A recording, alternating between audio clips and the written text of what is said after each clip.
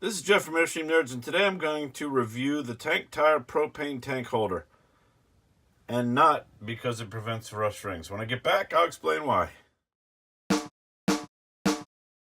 Airstream song, cruising to the campsite singing our song. Airstream song, we are the Airstream Nerds.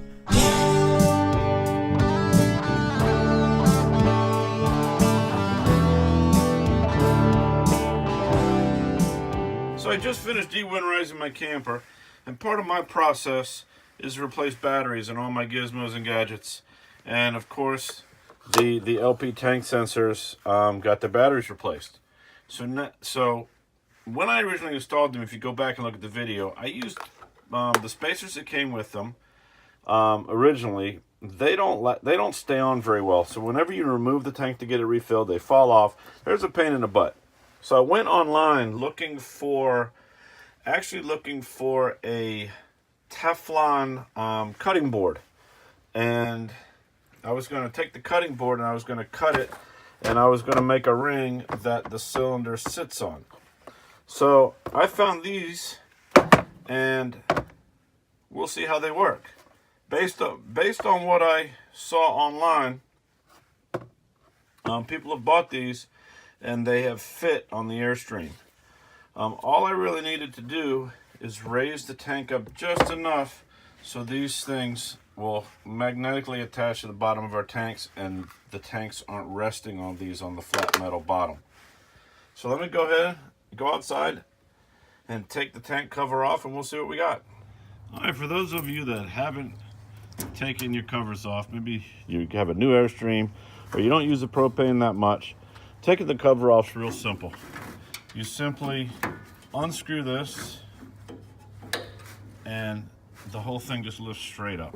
I have a couple extra steps. I've got a lock, and I've also got my tire pressure sensor permanently attached. So I'm going to cut this wire tie, undo my lock, unscrew it, and take the cover off. Obviously, once you take the cover off, you have to disconnect the propane regulator. Take that off of the bracket. Set it down. Take this bracket off. It's just a matter of tilting one of the tanks back and lifting it off and setting it to the side. And now our tanks are loose. So let me flip one upside down and see what we got. All right, so as you can see, this is just an old mouse pad that I cut up and stuck in there as spacers. So I'm going to take these pieces, seem to have stuck pretty good. It's these pieces that come off real easy.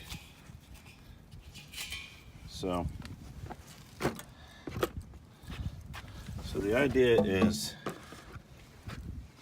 that this sensor magnetically attaches, but as you can see, it sticks up a little bit above the lip. That's why the spacers.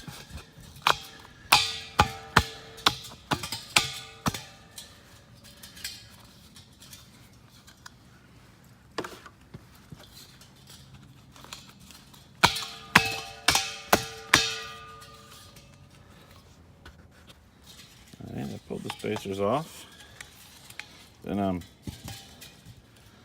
opening up that gap and putting it on the tank. So let me go ahead and get these on. We'll see what we got. So I got it on there. There's a split like I showed you. It just slides on the metal rim. I've got the sensor back on there. There is a nice space. I'd say about 1/4 to 1/2 inch. No need to really measure it, but you can see the light through there. It's more than enough to keep this thing from getting hit going down the road.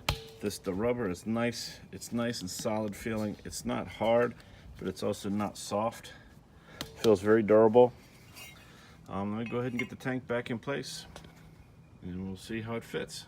All right, so if you're concerned about how much it lifts it, it's probably raising the tank up 1/2 inch, something like that, which shouldn't make any difference at all on the whole fit and finish of everything.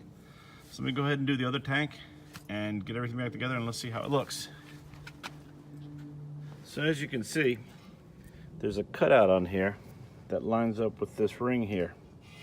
I don't know on others, but mine are bent a little here, which kind of makes it hard to get it down on there, but it does fit like the other one did. And then once you push it all the way down, you see how it sits on the other one.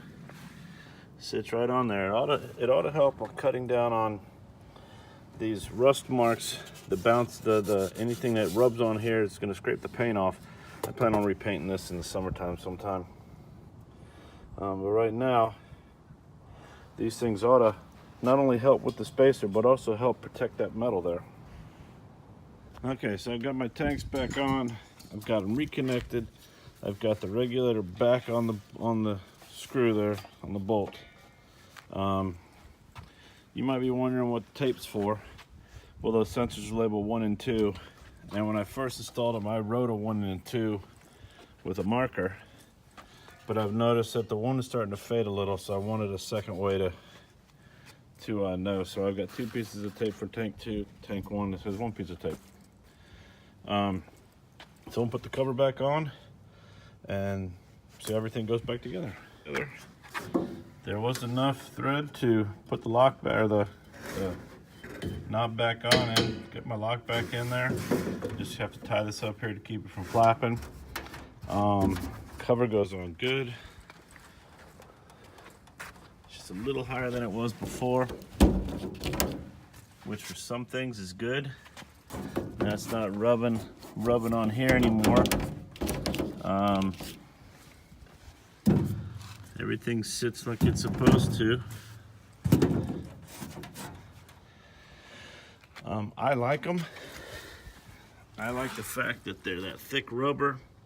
So not only is it making a spot for my sensors, but it's also giving me the ability to protect the metal on metal from the tanks. And you know, this is an outside piece, and we do get water up, especially coming from the back of the truck. Water gets up in there, and anything to cut down on bare metal, rubbing into bare metal, is a good thing. I highly recommend the tank tire, the propane cylinder holder. I will put the link below. Please comment if you have other ideas that you can do this without having to buy these. They are a little bit expensive. They were like, I want to say like $30. But in my case, it's well worth the money for peace of mind. Subscribe if you like what you've been seeing. Please comment below any questions or anything you'd like to see. This is Jeff from Airstream Nerds, and I will see you on the next trip.